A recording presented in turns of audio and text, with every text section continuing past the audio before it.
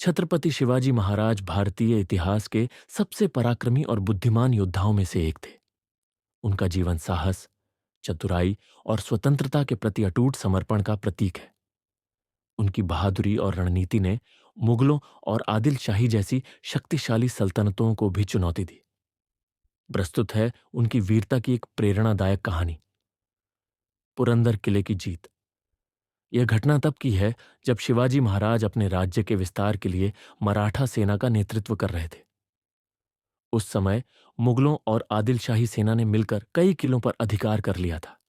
इनमें से एक महत्वपूर्ण किला था पुरंदर किला, जो रणनीतिक रूप से बहुत अहम था। शिवाजी महाराज ने निश्चय किया कि इस किले को किसी भी हाल में वापस लेना होगा।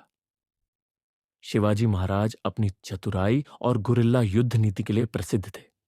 उन्होंने पहले इस किले की सुरक्षा और सैनिकों की स्थिति की गुप्त रूप से जानकारी ली। पता चला कि किले की सुरक्षा काफी कड़ी थी, लेकिन उसमें एक कमजोरी थी। रात के समय पहरेदारों की सतर्कता थोड़ी कम हो जाती थी। गुप्त योजना और किले पर हमला। शिवाजी महाराज ने अपने कुछ सबसे बहादुर सैनिकों को चुना और उन्हें दो दलों में बांट दिया।